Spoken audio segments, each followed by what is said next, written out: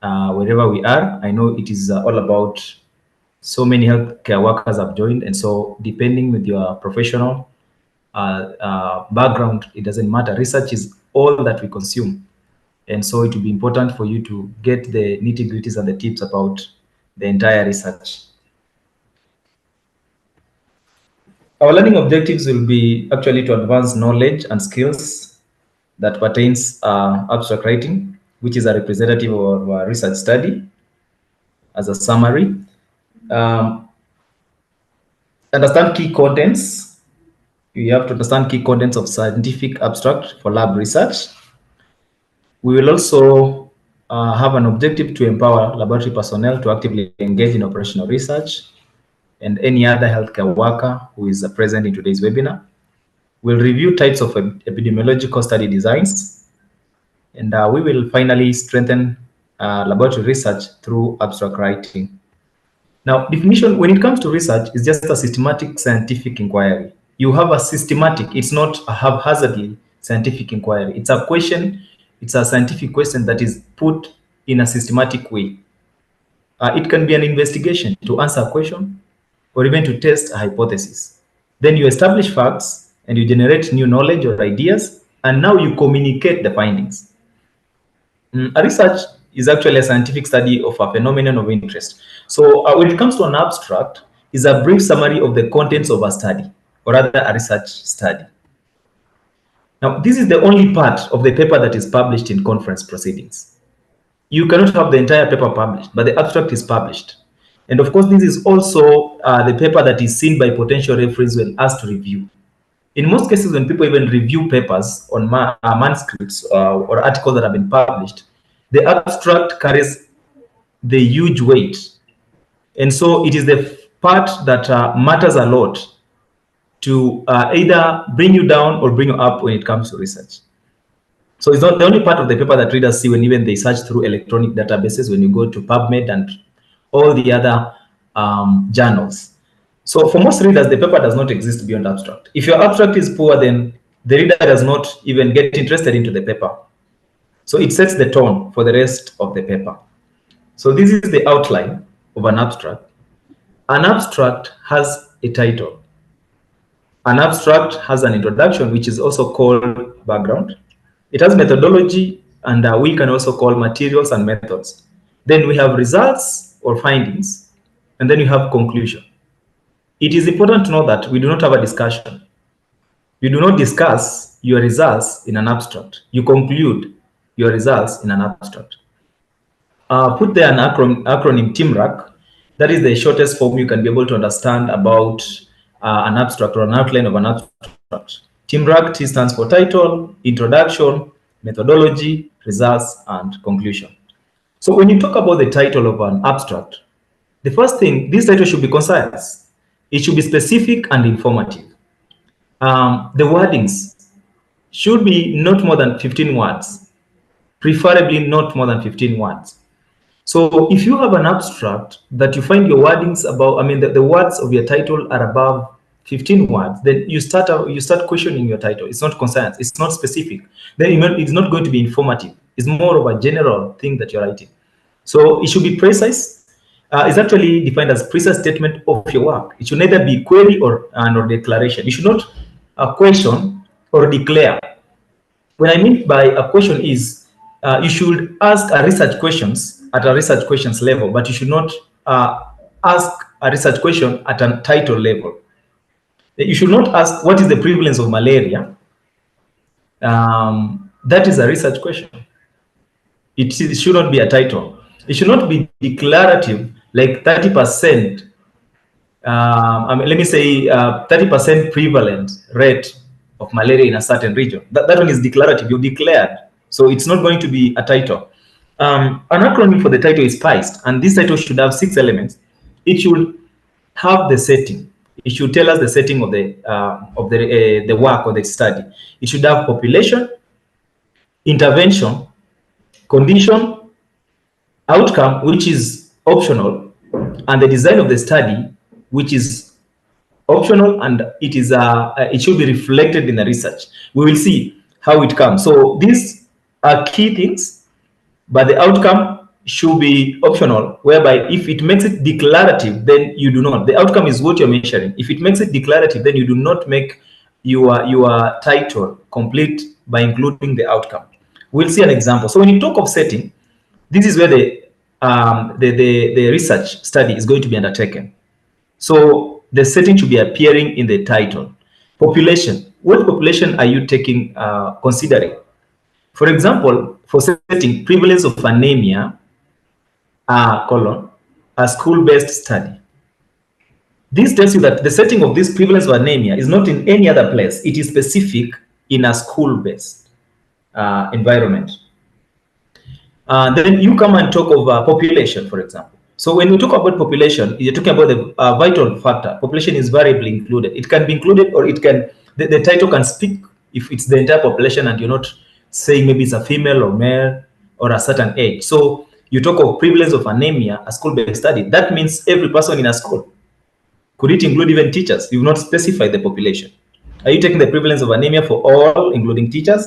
And if you are talking of prevalence of anemia among school girls, so you specify that this is a population of girls alone. I'm not going to take care of the boys, and that is sex, so population. So a good title should speak out your population, your setting. An example for population: mapping infection patterns, urine cytology in adolescent and youth, with lower abdominal pain, seeking outpatient services at Kitale County Hospital, Kenya. So Kitale County Hospital becomes our setting. And when it comes to the youth and adolescent, this is the population we are interested. So we'll not look at the elderly. Intervention. Intervention, this may consist of a treatment or prevention or health education. If there is an intervention that you're putting in your study to measure the outcome, for example, if you're talking about the random control, RCTs, you're doing about something, you're having some health education versus people are not health educated about a certain disease, that's an intervention. So it's an integral component, especially in clinical trials. And that is where is important to put. You must tell us you're comparing which drug to what. That's the intervention. So it should appear within your title. There might be purely observational studies with no intervention whatsoever. That's okay. If there is an observational study and there's no intervention you're going to do, then you do not need to include an intervention there. The title should be able to clarify the type of study. We'll see the design. And now the type of intervention if planned. For example, local anesthetic for dental procedures, an observational study. There is no intervention here. But here, we want to just understand the local anesthetic for dental procedures. So you're observing and you come up with your outcome. So local anesthetics, they're given as a routine in dental procedures, and therefore there is no intervention that you brought in. But this study intends to properly observe its efficacy and safety profile. So you want to measure that. So it's an observational one. That's why you're not having an interventional component in this particular title. So with dental procedures, that's where you now need to get it. Are you going to involve all, this is all population. You're not going to have male or female alone. No, you're going to have everybody who goes through the dental procedure. That's the population is captured there. So condition, it is must to include in the title, the condition. Mostly it refers to the clinical condition. And this is a must. What you'll be observing. For example, you're doing research on diabetes. The diabetes as a clinical condition should appear somewhere there, because you're doing on diabetes. You'll not just leave diabetes out. And if you're doing something about, for example, maybe HIV and AIDS, you'll include it as a clinical condition. So the endpoint is the outcome, or this is sparingly. It's not a must, it should be there, because it can make your title to look more of declarative. So we will look at examples. Design is the last one. I said SPICE. So design, for example, you doing something like a prevalence study. You'll see prevalence of malaria among under 10 children in Kisumu County. So you see, you have the design. You say this is a prevalent study. So this is a cross-sectional study. And so it's important. And in most cases, you'll need to use a colon or an M-dash and indicates. For example, this is a complete Title: Cytomorphological characteristics of cervical scrape from controlled and uncontrolled diabetes mellitus patients attending tertiary healthcare. So this population is going to include diabetes patients, and the clinical condition is diabetes here. And now from this, you have defined it. It's going to be a cross-sectional. You're not going to follow up, and you will define it further in the method section. But you've captured diabetes mellitus patients. You've captured the clinical condition should be diabetes. The outcome here that you're going to measure is the cytomorphological characteristics. So you want to look at the characteristics of the cells that are scrubbed from the cervix of a diabetic patient. And that means this will be a women population, because you cannot do cervical screening in men. So this one, you'll have managed to get the entire elements of a good title, and you can look at the words. They're not more than 15. They're 1, 2, 3, 4, 5, 6, 7, 8, 9, 10, 11, 12, 13, 14, 15. So we get straight away to the next part, which is the introduction or the background. And the background should be the shortest part of the abstract. If you're doing an abstract, you should have the shortest possible background or introduction.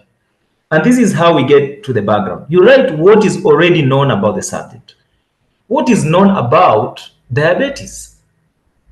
Then what is not known about diabetes? For example, from the previous title, we understand that diabetes, the prevalence rates and the global rates and maybe the rates within the country, we do not know probably the characteristics of the cytomorphology. That's what we need to know about that prevalence in the specific group of diabetes.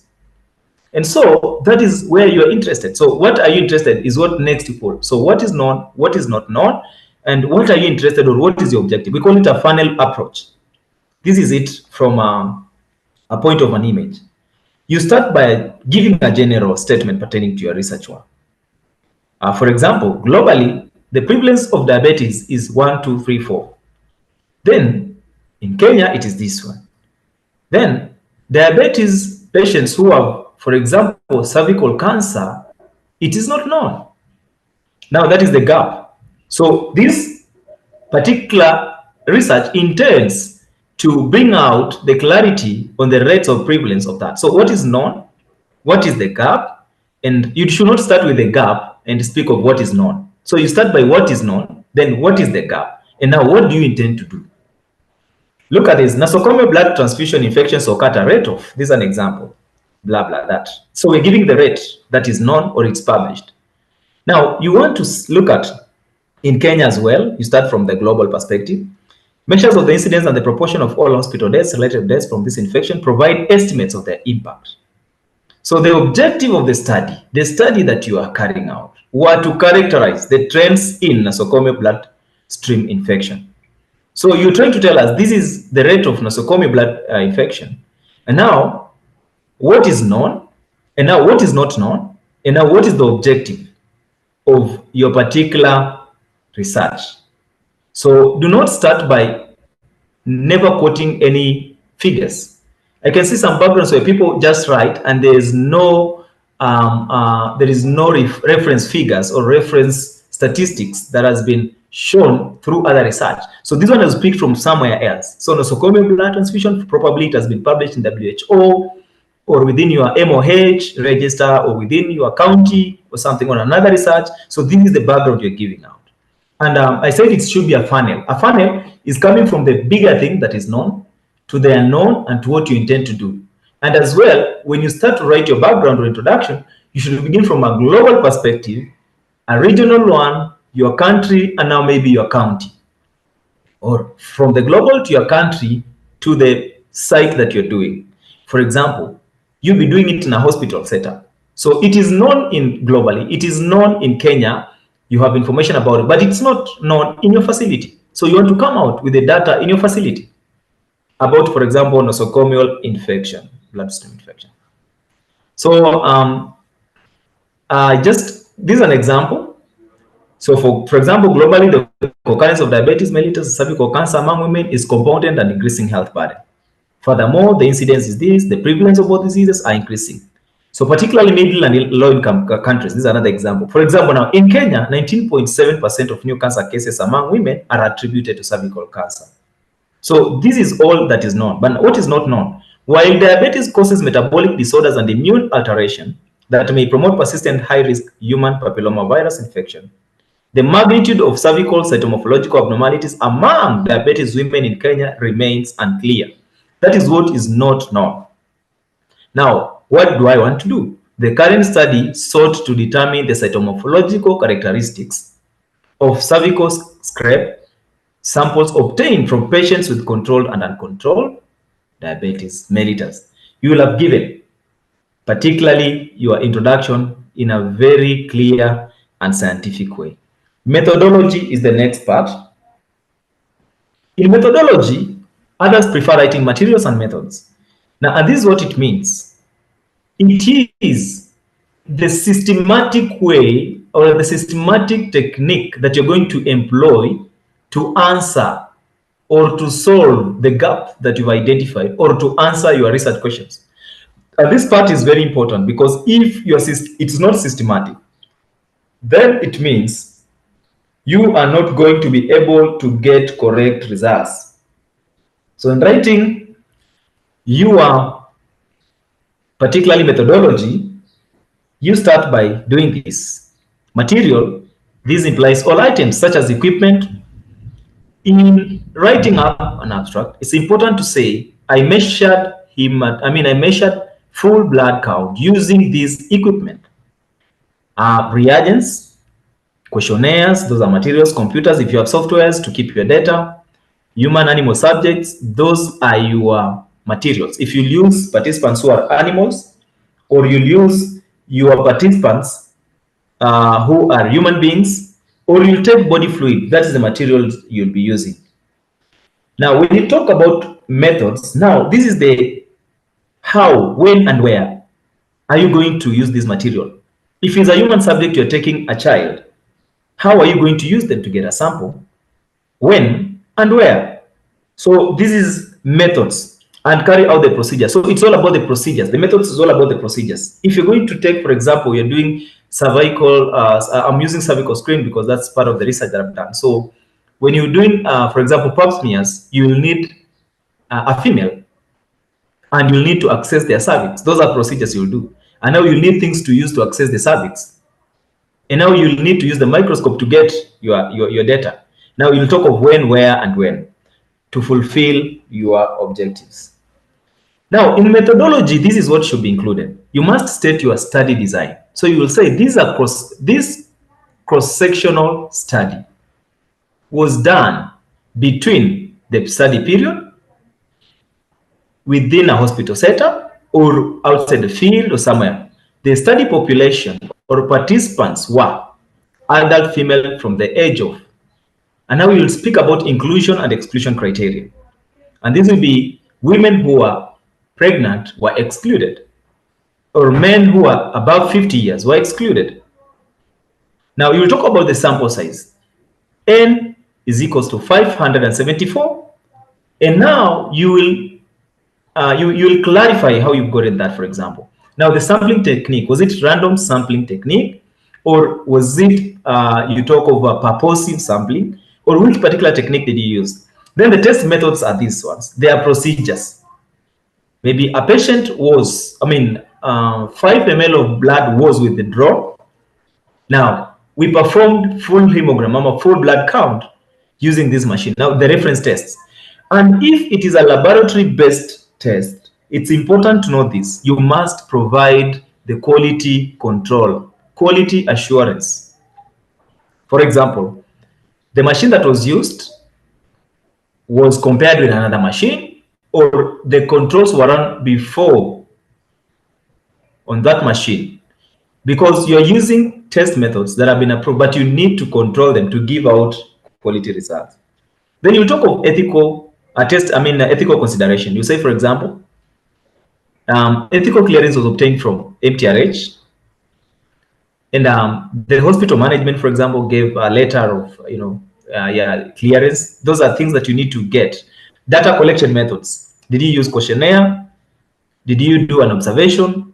Did you perform something different? Then the statistical methods. And this is very important because in statistical methods, it will tell the reader that you did the right thing, because you cannot use a chi-square where it's not supposed to be used, or a logistic regression where it's not supposed to be used, which we'll see later on.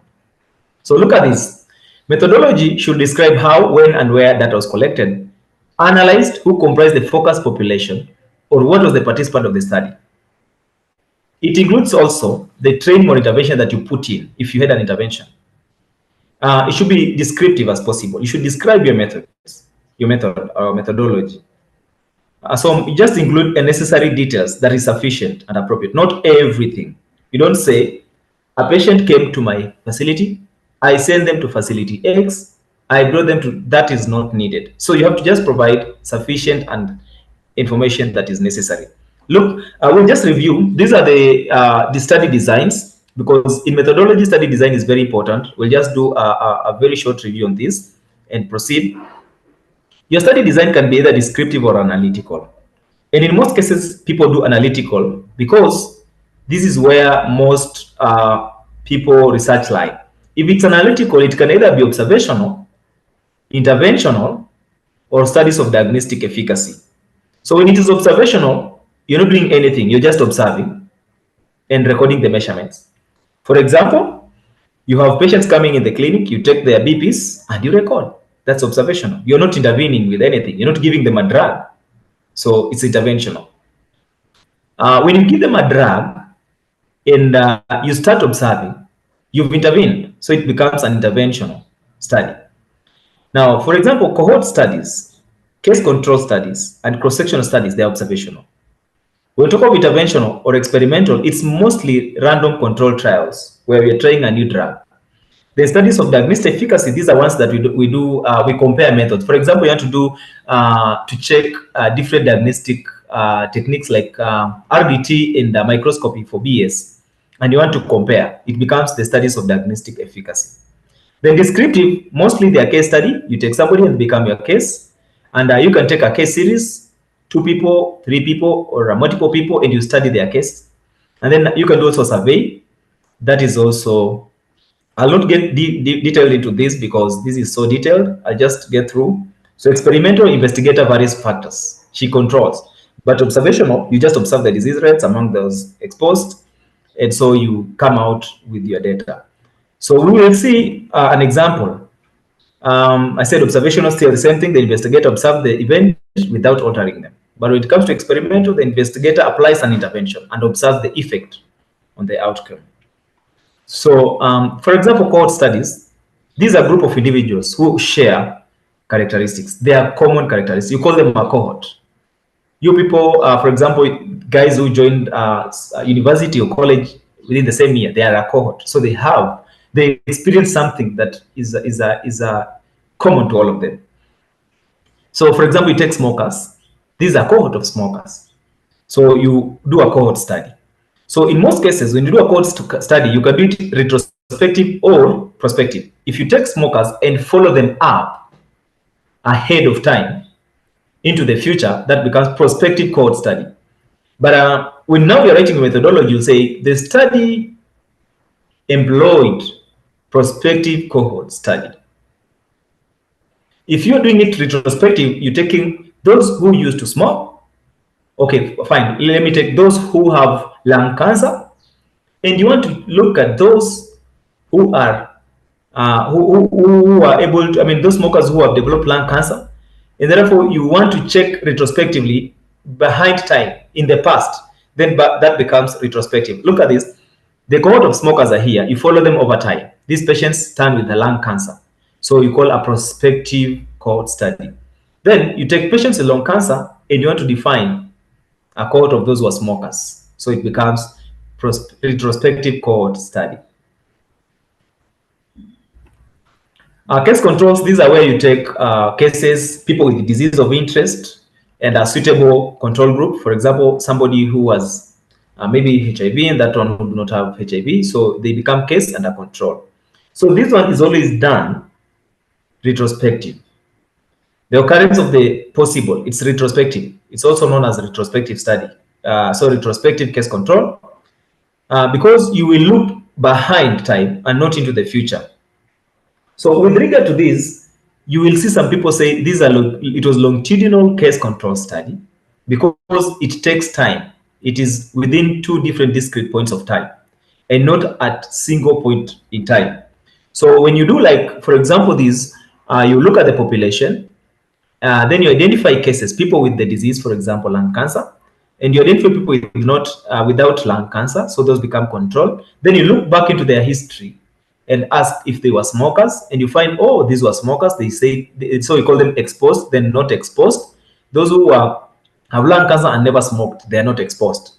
Then now you look at those controls who have lung cancer and they never smoked, and there are those who smoked and they never developed lung cancer. So we're talking of case control retrospectively. Now, if you talk about prevalence study, which is a cross-sectional one, it is a point in time. You just come in a hospital and you want to find out a survey on customer satisfaction. Or maybe you're doing it for 1 week. It's in a point in time. You'll not follow those again. It means a point in time, sometimes people get confused. It's not just 1 day or right now. No, no, no. That's not the case. It is, you are not going to make any follow-up on these patients, or you're not going to make any follow-ups on this subject. You choose them. For example, you take 2 weeks and run a survey on what we call customer satisfaction within your facility. So you will just be asking a question. Are you satisfied? For example, not satisfied. And you record, I'm satisfied. It is a point in time and you don't follow them again. Now look at this. This is an example of methodology. This prospective hospital-based analytical cross-sectional study was conducted between April 2023 and June 2024. We've spoken about methodology, telling us the study design. We've talked about it being a prospective, and remember, there's a cross-sectional study, right? You could do a cross-sectional study, but you're looking at it retrospectively. You pick on slides from your histopathology department that were done previously, and probably you want to find more about them retrospectively. So the study was conducted at this is the study period defined. The hospital-based, it is the setting. It has been defined here. The setting, the study setting. Now, you talk of a total of 156 patients. This is the sample size.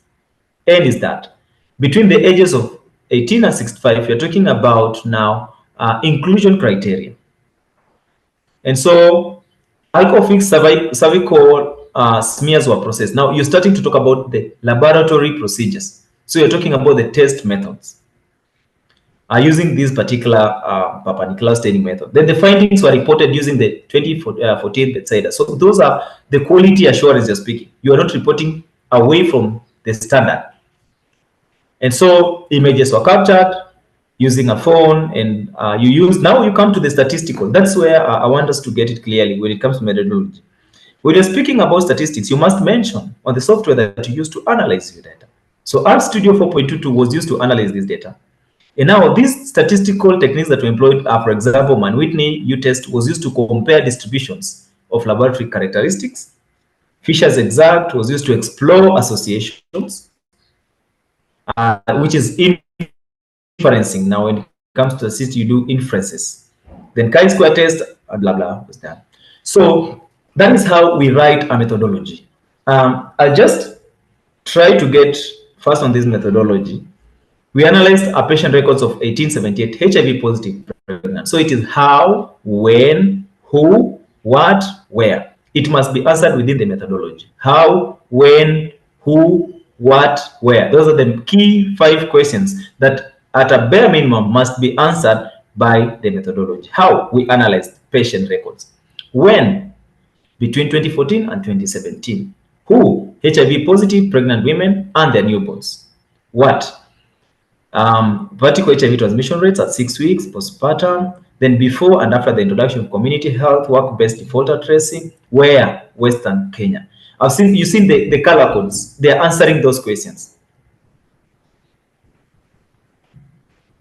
Now, when you want to write results, which is the next part that we're going to do, or the findings, there are a few things that you need to understand about abstract.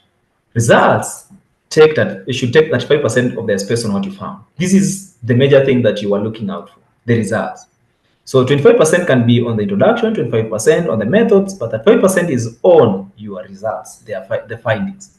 So the very important things to note about this is use the past tense when you refer to your results. If you refer to your results in the present tense or future, then it means you didn't do. We're talking about results that you are able to get, findings. So it summarizes the key observations of your research without interpreting. Now, when you write research, do not start to interpret the results. Just give out the key observations. It only states the fruits. This means you only speak of what your study has given birth to. The fruits. Do not include your own interpretations. Don't give your views here. There is no need for opinions in this section. Just present results as they are. And this is how you present results. You will start by participant or data. Participant data. Participant data, they are demographics. You should not begin telling us that 18% prevalent rate was seen in blah, blah. No, no, no. We need to start by looking at your demographic. So what is the data that you got from the demographic? So it is participant data. Then the outcome data, which you wanted to measure. Then auxiliary data. So a brief description about the population is in your result. For example, 45% of the participants were female. 55% were male. You're telling us about the participant data. Now, the outcome data is the objective. What did you want to measure? That is your objective now. Then auxiliary data, this is data that you do what we call a post hoc analysis, which I will not define so much today. But a post hoc analysis is when now you come to subgroup. For example, you just intended to get a prevalence of malaria among under 5 in a certain region. Let me say Kisii County Hospital. And now, after you've done that, you've gotten the male and female. Now you want to bring out a subgroup, for example, maybe those who came from urban center, those who came from village. You want to bring some subgroup analysis. Then that becomes an auxiliary data. Now, when it is others, it is just the data that you collect within your research, and you didn't intend to get it. A description of all important harms and intended effects, or even adverse effects and complication. But this should not be reported in an abstract. Others should be included, and even the auxiliary data, if your data gets too long, should not be included. You include it in a manuscript or when you're doing your thesis, which I'll not talk about. Now, look at this. When you talk about item 1, what were the findings of the studies? So you give a descriptive statistic. Demographics, clinical covariates, lab characteristics. Those are under descriptive. So like, for example, out of 390 study participants, 55% were adolescents. The mean age was 26.5 years. Now, you're giving a demographic of participants based on age, and you're giving, you can talk of clinical covariance here, maybe those who are, clinical covariance is all about the clinical conditions of those patients, or the clinical characteristics. You can talk of diabetes, those who are controlled, that's a clinical covariate, controlled sugars, and those who did not have controlled sugars. Then maybe the laboratory characteristics, maybe you did full hemogram on them. What were the characteristics you compare across the participants? So inferences, they show relationships. For example, female response rate was significantly lower, a p-value of 0.03. So you're showing that there is a relationship, there was significant relationship, statistical significant relationship. So inferences should be included right after descriptives. Now, this is how you follow. After you've done the demographic, clinical covariates, lab characteristics, data descriptive, now we come to the inferences. What was the knowledge gained? These are lessons gained or conclusions, should not be included within the results. Now, you should not recommend when you're giving your results. That's not where you should give a recommendation. So studies are planned to further investigate. The program should be extended. No, no, no. You should not do any recommendations here. Results, for example, when you come to these, out of 156 cases, cytomorphological abnormalities were reported in 63.5%. Negative for intraepithelial lesion or malignancy accounted for this, while 16% was cervical intraepithelial lesion. Now, you see here, you're reporting about the demographics of the 156 people. The study showed that there is statistically significant difference in the central tendency of age between controlled and uncontrolled diabetes. So there was a difference in age between those who had controlled sugars and those who did not have controlled sugars. Now, when you come to influencing, now we start talking, there was statistical significance association between these and that. So, for example, the statistical significance association between reproductive status and the presence of cervical infections. So we have an odds ratio there. You'll talk of your 95% confidence interval range, and now we talk about p-value. So when you come to that, you are coming up to giving a relationship or as the association. You do not start with associations and now start telling the demographics. That's not the results. You start from the demographics as you head towards the other results sideways inferencing. So descriptive, you can look at this, is just a descriptive you're giving of 2517 adult patients initiated on IRT during the study period. 1850 or 74% had documented outcomes at the end of the study period. These were female, which were 1178. Yeah, 1160 or male, for example. Under 5 years were these, and 76 to adult with WHO stage 1 to 2, all that. You're giving the demographics, giving a description of your study participant data.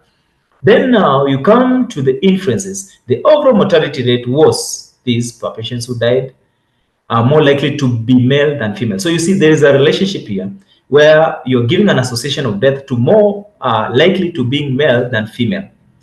So you come to a p-value, blah, blah, that. So this is how you write your results or findings in a study. Now look at these. These are one result findings that you can get sometimes when you review the abstracts. Look at this. I'll read this out because this is what makes it difficult for an abstract to get through, because this is not scientific. Most of the people interviewed indicated that they have ever heard of AIDS, but only a few knew that AIDS is caused by HIV. These are vague terms, most, few, and large. No, in research, we need to be exact. In research, we need to talk about data. In research, we need to talk about numbers. A significant proportion of the respondents had heard of HIV on the TV or radio, and the majority knew a person who had died of an AIDS-related illness within the last year. Now, you're not giving us data. So this is lack of specific data, such as numbers and percentages. And this is not the correct way of writing a finding or result. Now, you talk of there was a large difference in knowledge on HIV transmission routes between men and women. Now, you're trying to give us a relationship and association, but then there's no statistical data here. It is missing. So when you write your research in such a way, it is not going to be an award-winning research abstract. Conclusion.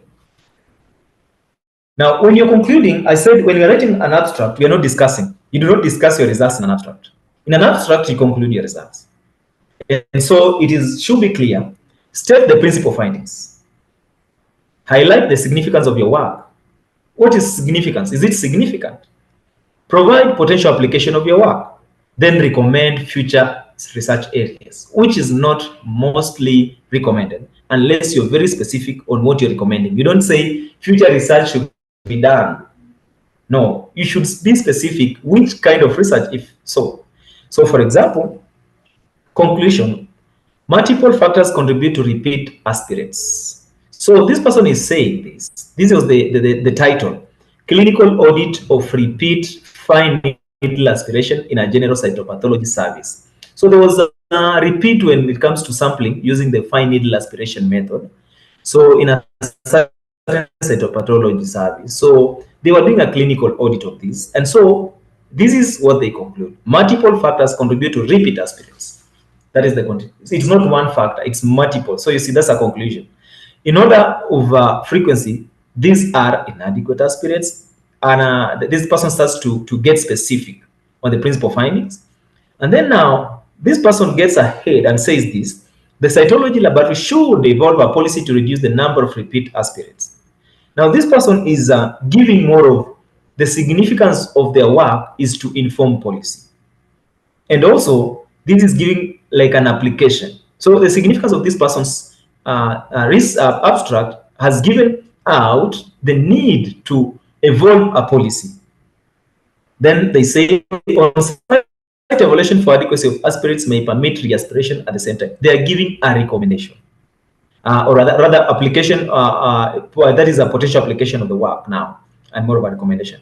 So new policy may be audited to assess the benefits. Now, this is a recommendation. They are getting directly to the point. They're not telling us do future research, to come up. No. They're saying this new policy may be audited to assess the benefits. This person is specific. The recommendation is specific. If you cannot be able to give a specific recommendation, you better withhold, because you don't give a general recommendation. Now, this is an annex that I would like us to get. When you're doing a research, you must have what we call authorship. And the authorship credit should be based on 3 conditions: substantial contributions. You don't just pick somebody because they know much work in that area and you put them as an author. They need to give some contribution. And that's why you see most healthcare workers do not participate in research, but they would like to be, maybe be an author, but they do not know about that research. So for you to be an author, you must be, have given a substantial contribution to that research. That is in conception and design. You can talk of design, acquisition of data, or you did analysis, or even interpretation of the data. Now, you also need to have drafting the information product or revising. You can revise the work or draft. When somebody revises the draft, then it's very important. It's critical for important intellectual content because they contributed something. Then final approval of the version to be published. So when you have an abstract, you need to ask your colleagues, is this now final? Everybody agrees to it. That is now being scientific. That is being ethical. Now, acquisition of funding, general supervision of researchers, authors, or review and approve an information product by themselves. Do not justify authorship. If you give us money, doesn't mean you are an author. If somebody gave you money, that doesn't mean they are an author. When somebody does not fall under authorship based on the guidelines by CDC and ICMGE, then this is what happens. International Committee of Medical Journal Editors. This is what happens. You do what we call acknowledgement. You acknowledge them. This is how it looks like when you get to an abstract. The first author always means that this is the lead person in the data analysis plan and writing of the paper. That is the first author. The second author contributed less than the first author, but more than all other authors, with the possible exception of the senior author. Now, senior author is the last person who appears on the far right on your paper. This is like a principal investigator or a PI. So this one is the person who provided significant scientific guidance to the study and to the paper. It doesn't mean you must have 3 authors, but that's the logical write-up. When you first author, second author, third author, maybe fourth author as the last one, that becomes your PI. Now, corresponding author, that's the one that is responsible to correspond to editor's comments, or any person when you put your abstract for a conference, for example, one that is coming up soon, and you get him to respond. So it should be a corresponding author who can write back on behalf. Now, let's look at this, an example. This is authorship that we're saying. This is a published paper on PubMed. So it's actually cytomorphological characteristic of cervical scrape from controlled and controlled diabetes mellitus patients attending tertiary healthcare Kenya. You can see this is the first author, Seth Shikuku, and this is the first author, meaning that this is the author, as we said here, the lead in that analysis plan and writing of the paper. Third author, Evelyn Kutolo, and you have the fourth author who is Bernard Guya. Now, when you look at this, we have a super subcriteria 1, 2, 3, 1. This shows the affiliations. So Seth Shikuku and Bernard Guya have an affiliation that is similar. So this is more of these are affiliation, organizations that you work for, organizations that you serve, or maybe organizations that you are linked together. So these 2 means these are different organizations, 3 means these are different organizations. Now, this is the end and marks end of our abstract writing concept. Remember this: spiced, that is your title; TeamRack, that is the outline for your abstract. Asanteni sana. Any questions? Back to you, Fred, if you can hear me.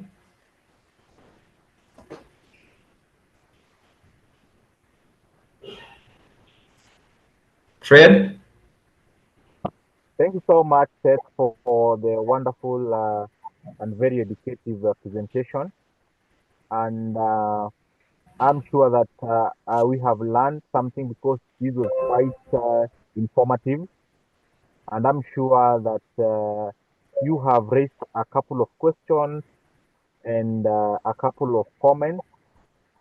So maybe we'll be going to a few of those comments and questions so that we can just be able to discuss together. But by any chance you still have a comment and you want to maybe speak, you can always raise your hand so that I can be able to unmute you. Ensure your background is clear of background noise. So once you raise your hand, you can always ask your question, or you can always make your comments when you unmute the microphone. So at this point, I'm going to just pick a few of your comments, and I can see many of you have really enjoyed the presentation. Patrick Mugo is saying great and informative presentation. Wycliffe Asola is saying wonderful presentation, and many other of you. So for those of us who will need this presentation, it is live on YouTube, and therefore you can always be able to just go to Lab Medicine Society of Kenya. If you are subscribed to our YouTube channel, and then you can always get these presentations there today, tomorrow, and even for posterity. So I think for those of you who have raised questions or have raised your hand, I will be able to unmute you. And once I unmute you, kindly ensure that the background is very clear of background noise so that we can be able to hear you clearly. Otherwise, Seth, that was great. And I'll pick the first question from Topico Memia. Topico Memia is asking, does it mean with one author the research cannot be published, or is it not valid? Must you involve other authors? Seth, if you've heard me. Yes.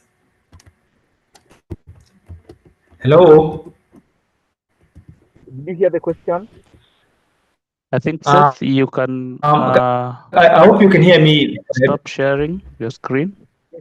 Yes, we can hear you. You can just end and you can stop sharing your screen, or you can just go to the last slide. Okay. Okay, fine. Well, somebody asked, that's a good question. That does it mean with one author your research cannot be published? Now, your slide, yes. Can you stop sharing your screen and then we proceed so that okay, fine. On distraction.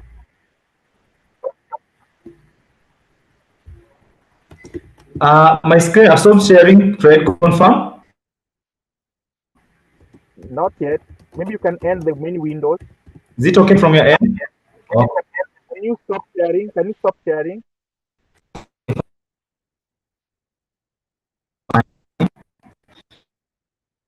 Now, I did stop sharing, Fred. There is an still icon there on your side? Click stop share.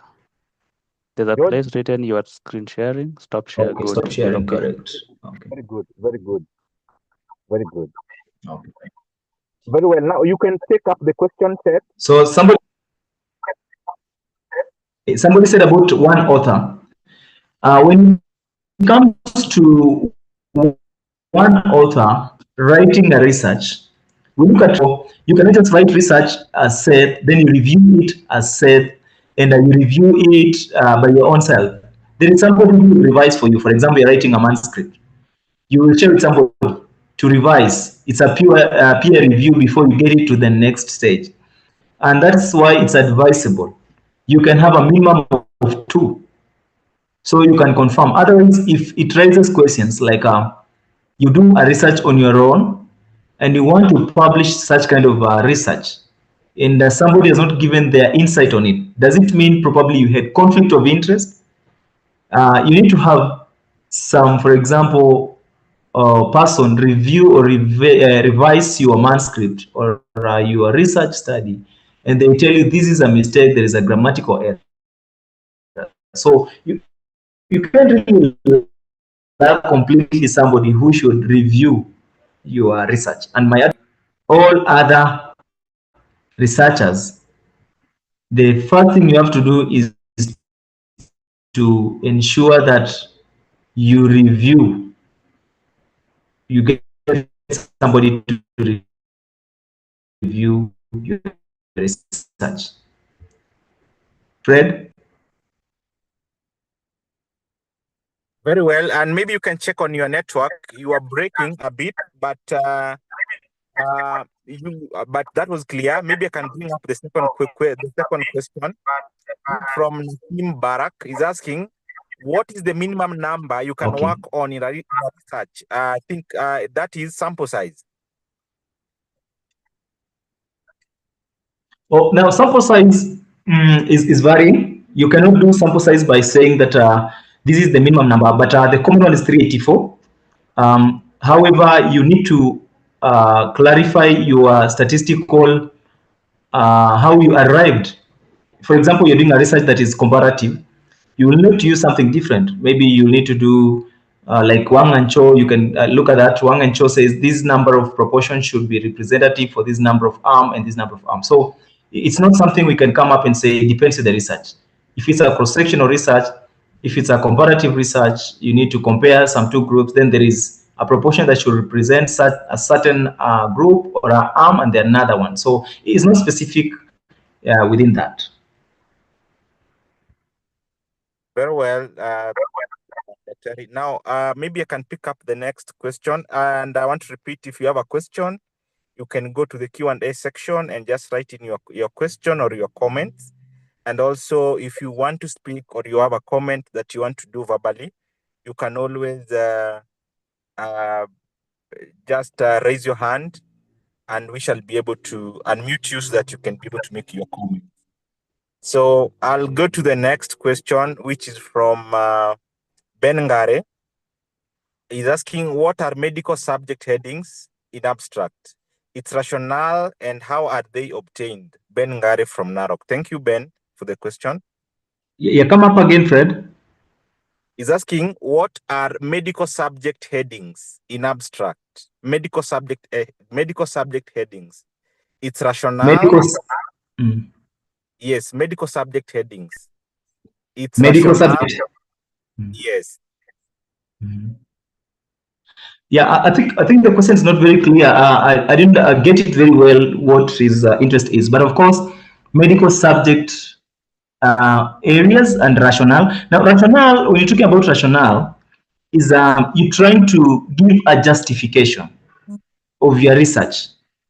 For example, as I said earlier on, you will start by telling us what is known and what is not clear. And now that gives the rationale. And now when you link up with the methods, it gives you how you're coming up to make what is not clear to be clear. I think that is the best I can answer that. It wasn't very clear, but if not suitable, then let me know. I can get back to him.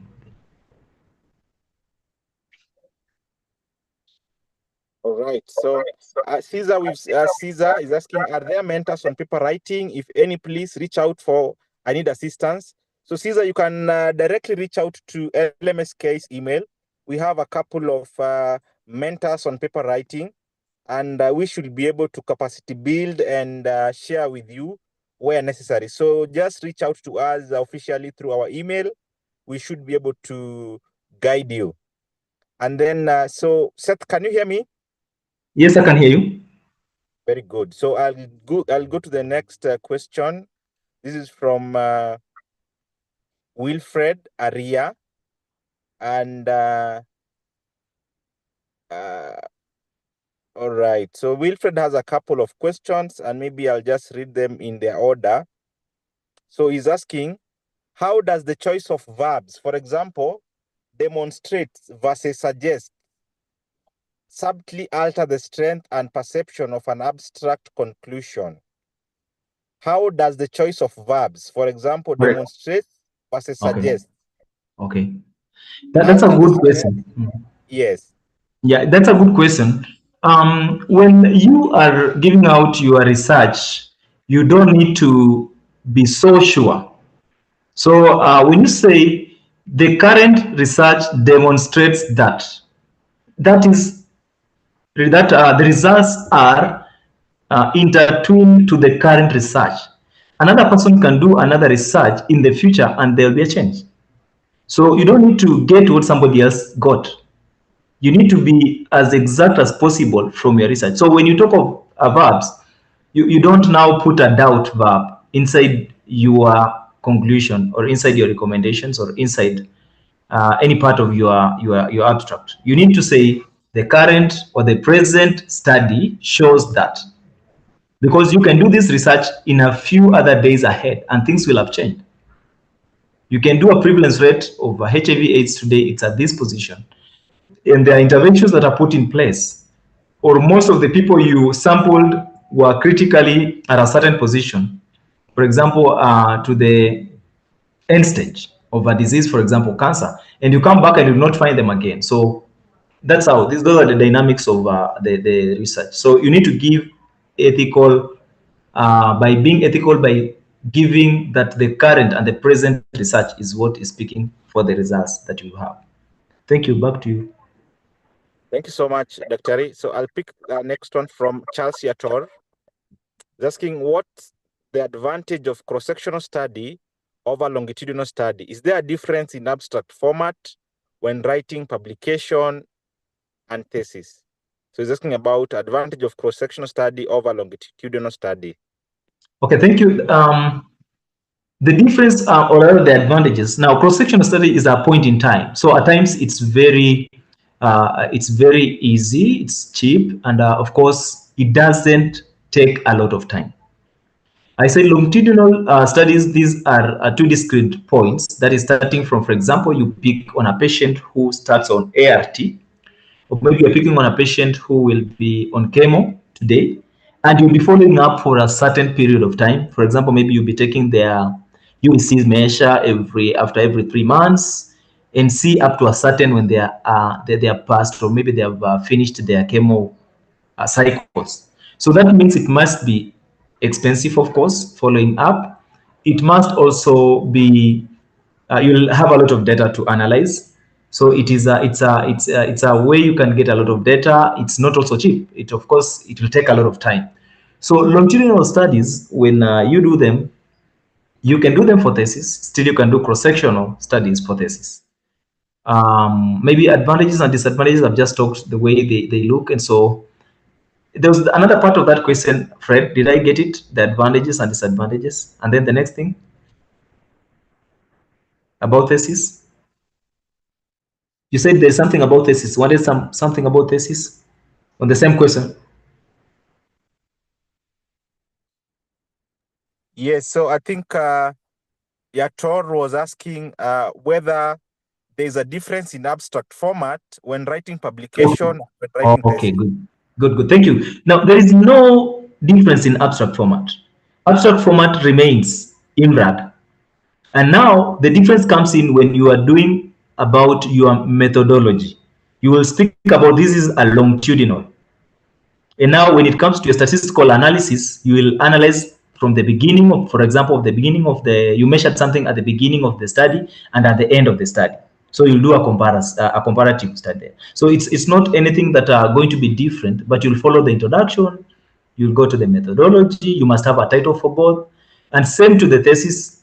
Maybe that's another time you can do thesis writing, and of course a whole of it. That's a big chunk because you must have discussion. Now, maybe you can just simplify, say this. When you're writing a thesis, you must have a discussion and you must have a conclusion. But when you're writing an abstract, you do not need to discuss the results. Because when you're discussing the results, you need to compare them with other results, the strength of your results, the weaknesses of other people's results, and blah, blah, and so forth in the discussion. Now you come to the conclusion and say, wow, you're concluding about your results compared to the others. But now when you come to an abstract, you'll not speak about discussion. You will rather speak about conclusion. And some will say recommendation. So you do conclusion and you recommend. Thank you. Back to you, Fred. Very well. So I'll go to the next question. This is from anonymous attendee is asking, is there any dominant Kenyan-based medical journal recognized both locally and globally where we can publish studies conducted locally? Good. Thank you for that question. Currently, I haven't seen a journal that has been recognized in Kenya. It could be there, of course, but then it has not shown up very well when we do what we call the impact factor. The impact factor is when you search on the internet and want to understand how the readership of that particular journal. So far, I've not seen any that I've used myself. If there is any, then somebody can show it up from the chat. But we have the African journals that have begun, and there are other organizations that are looking up to start a journals. And so really we have SLM, you can go, but most journals that have a higher impact factor and mostly they have a higher readership, they are not from Africa. And that's it. Mostly you see from the like Karga publishers from Canada. I think you talk of PubMed and so forth. You talk of BMC, which is the major one, mostly written on Biomedical Central, and it has a number of journals within it. Yeah. I hope I've answered your question correctly. Thank you. Back to you, Fred. That was wonderful. So I'll just move to the next question from Wilfred Aria. Wilfred is asking, can the deliberate overuse of past tense in an abstract ever serve as a strategy for precision, right? Now, when you talk about precision, we want to pick your words correctly. Do not, in an abstract, in research, you need to communicate as a researcher scientifically, and you need to be precise. You don't need to get stories because people don't have time to read stories. In research, people want to get the key information. So you will use past tense not everywhere, because when you're doing like an introduction, you'll say globally, the prevalence of malaria is this. You see, that is not a past tense. Globally, the prevalence of malaria is this. That's according to WHO. Now, that's a current thing that is moving on. But now when you're coming to do methodology, you'll say the study utilized or employed this particular sampling technique. You see, now you're getting to the past. What has happened? What was the method that you used to get these results? Now, when you get to the recommendations, you'll not say, I was recommending. You don't say that. You cannot say, I was recommending. The study recommends that. You see, you're talking about the future. So there is how you play with the tenses. Because you're concluding, you'll say, the present study found out that. You are concluding. Then you are recommending. From that point, you have the methodology and you're reporting on the method that you used and the techniques that you employ. Then you're introducing. So you need to be careful about the tenses there. Introduction, methodology, and so forth. I hope that gets you better, unless if there is need to expand on that. Thank you. Back to you, Fred. That was great. So I don't know whether there's someone with something to add. I can see hand of Alvin Kinji and Anthony Karaoke. I just want to be sure that you have raised your hands and that you want to speak. So Alvin, I'm going to allow you to unmute. Alvin, I'm going to allow you to unmute, and then you can be able to make your comments. So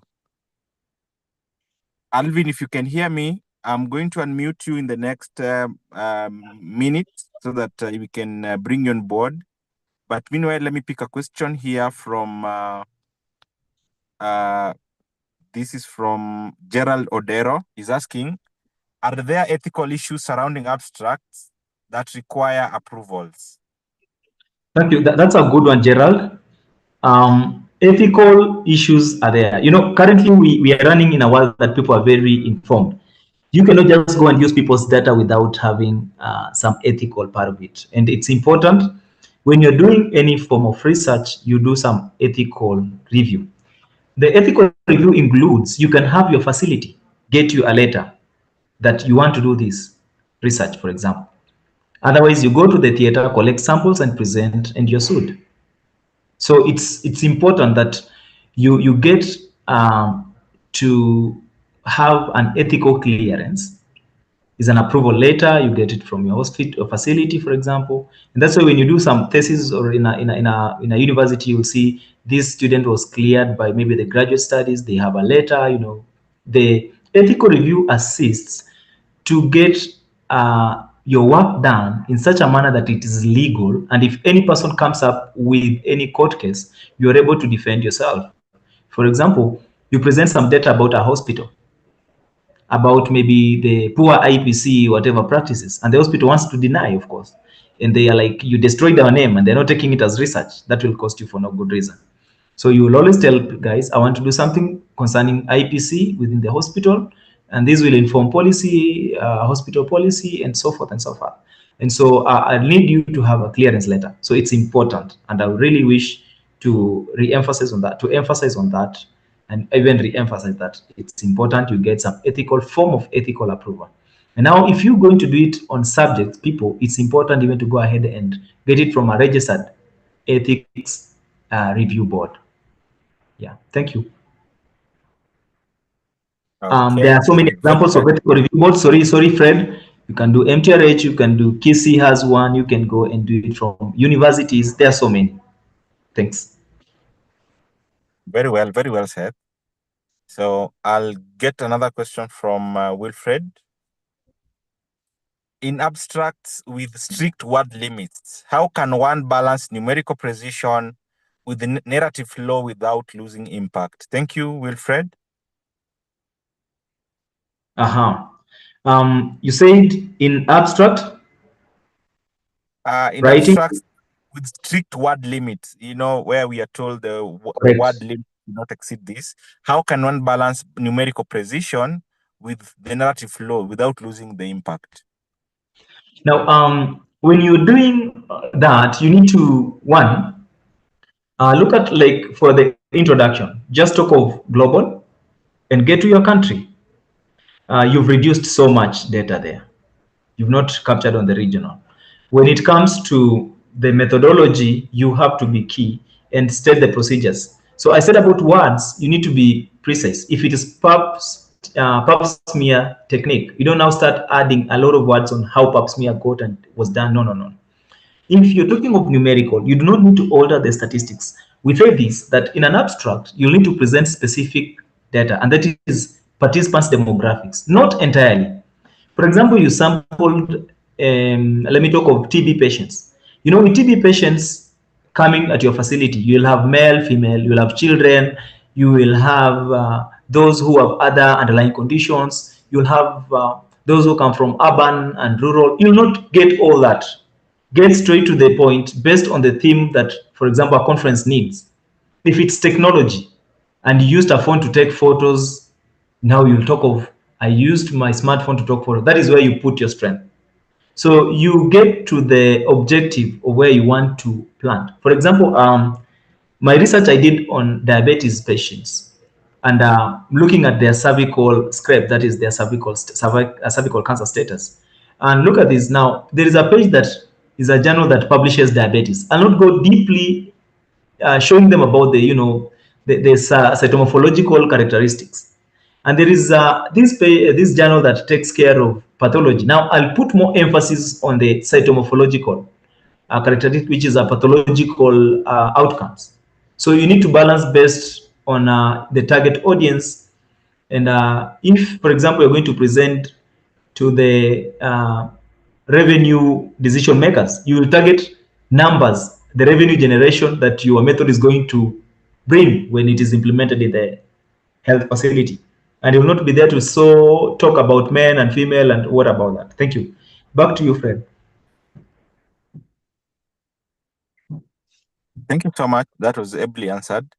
So Topiko Memia is asking, is there an overall body that gives the ethical clearance letter, or just facilities enough? What if you are an independent researcher?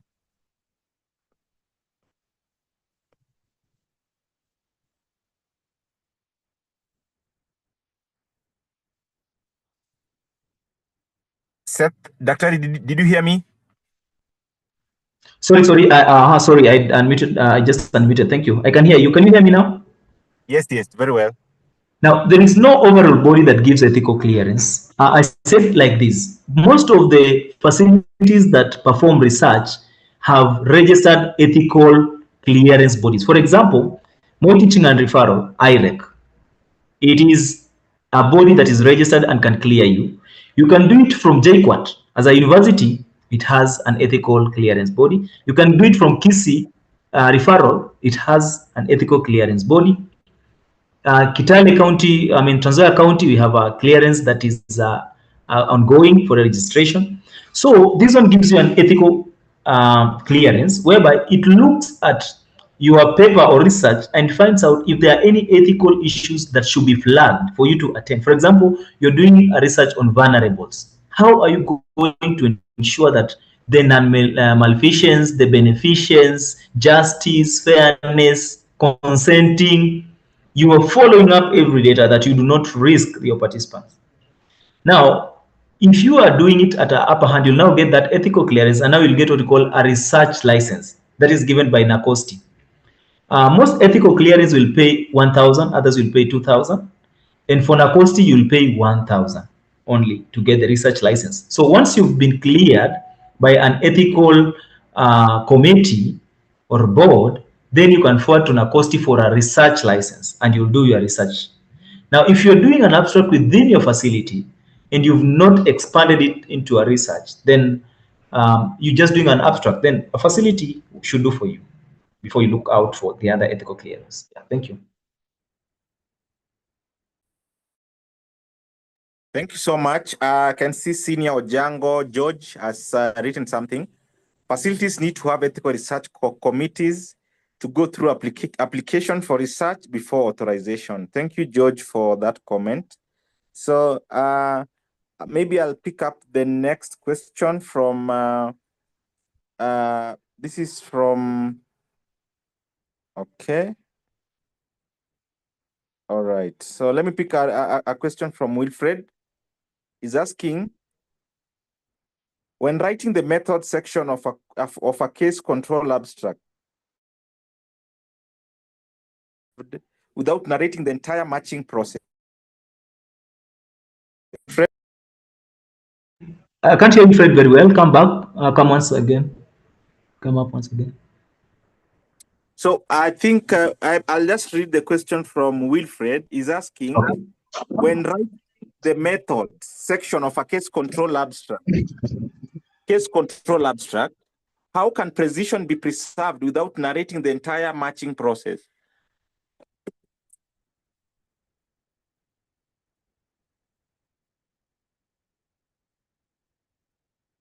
I can see the question, Fred.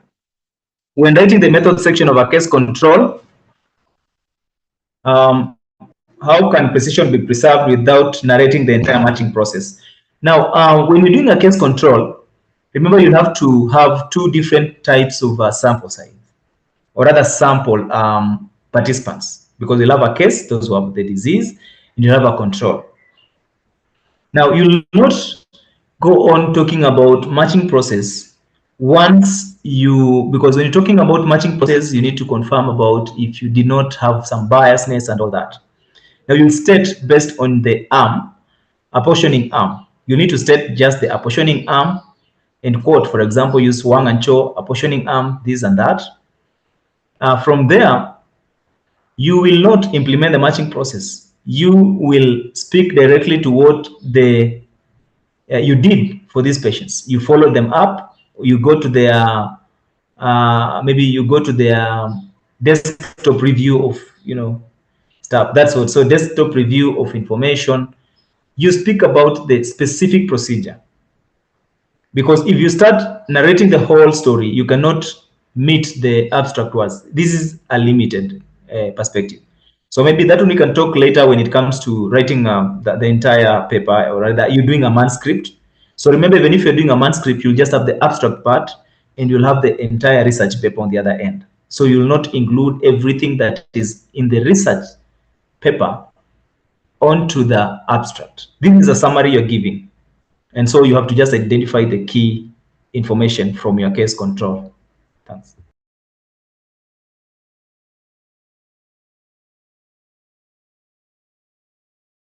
Very well, Seth. Maybe I can read a question here from Henry Motuku.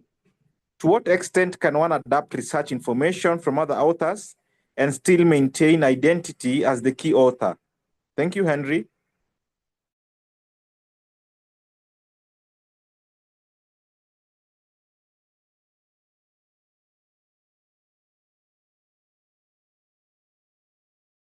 Seth, did you hear me? Yes, I heard you, Fred. So when you are the key author in that paper, you will need to, if you're writing, for example, a manuscript, you need to state whatever each person gave as a contribution. But here in an abstract, you will maintain as the key author. Most my experience, most key authors, they will be the corresponding authors. You see, you're the first author and you're the corresponding author. So you take all the correspondence, and that you'll maintain. However, if you can have somebody else corresponding, that's no problem, of course. But when it comes to the manuscript now, you will give a position on each author's contributions, because you could be having somebody who just did data analysis and you review together the manuscript. So this is you'll say, so and so, maybe Fred contributed in data analysis of the data that was collected and in the review of the manuscript. So that one you can define so that you do not have conflict of interest. But when you're doing an abstract, you will just need to know these are corresponding author and this is the main author, which is the first author. Yeah, thank you. Thank you so much. And thank you, Seth, for ably presenting. And also, it was a very, very wonderful session. I believe we've come to the very end of today's presentation. It was nice reading your questions and concerns. And at this point, I want to take it back to Seth to maybe say his closing remarks. Over to you, Seth. Yeah, thank you so much, everyone. Thank you so much, Fred and LMSK team for this opportunity. I invite everyone who is listening to me that we need to embark in research. This is where science is ever going to, and research is everything. So welcome to research. And if you have any questions and you need any mentorship, as you've been asked, you will be able to contact through LMSK, and we'll be gladly provide you with the support that you require. Otherwise, research is where we need to be, all of us, because that is what we can consume and be sure that we are consuming the right thing. Thank you. Back to you, Fred. Thank you so much, Seth, for this wonderful presentation.